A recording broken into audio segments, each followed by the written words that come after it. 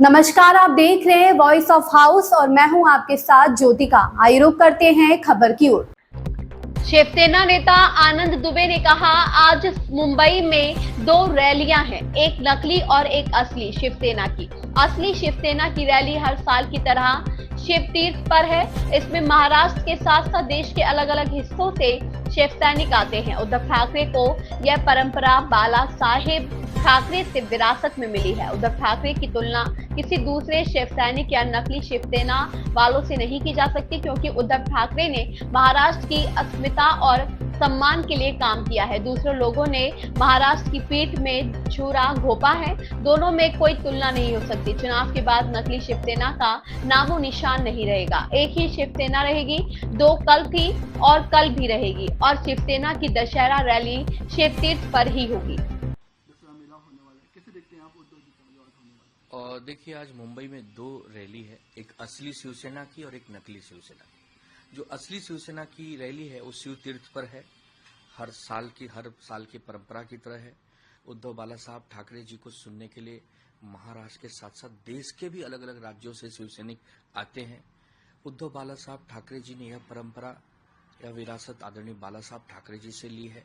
और उद्धव बाला साहब ठाकरे जी की तुलना किसी और शिवसैनिक या और शिवसेना के जो नकली लोग हैं उनसे हम नहीं कर सकते, क्योंकि उद्धव बाला साहब ठाकरे जी ने महाराष्ट्र की अस्मिता के लिए, महाराष्ट्र के चरित्र के लिए, महाराष्ट्र के सम्मान के लिए काम किया है।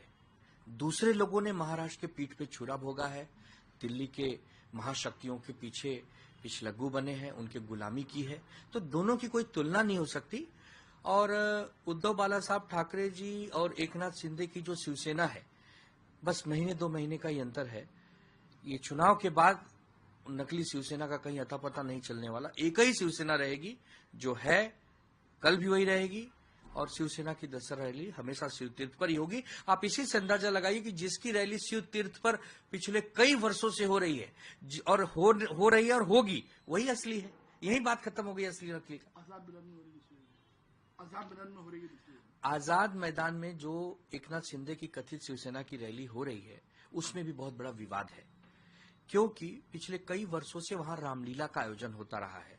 लेकिन 2 वर्षों से, जब से एकनाथ शिंदे सीएम बने हैं, वो 2 वर्षों से वहां पर रामलीला का मंचन दशहरा की रैली के दिन और राज्याभिषेक के दिन नहीं करने दिया जा रहा है, अपने अहंकार की वजह से।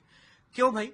आप राम भगवान का नाम तो लेते हो, नकली हिंदुत्व का चोला तोड़ते हो, लेकिन जब राम भगवान राज्याभिषेक वहां करेंगे दशहरा के रावण दहन के बाद, तो आप वहां पर वो स्थानांतरित कर दे रहे हो, वहां पर ट्रांसफर कर दे रहे हो उस पूरी की पूरी आयोजन को।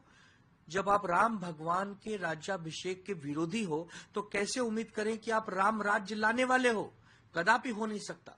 इसके लिए हम हमेशा कहते हैं कि ये जो नकली शिवसैनिक है या नकली शिवसेना है या ये जो भारतीय जनता पार्टी के लोग हैं, ये नकली हिंदू हैं। ये समय के लिए हिंदू बनते हैं, फिर अपना काम निकल जाता है तो फिर ये निकल जाते हैं।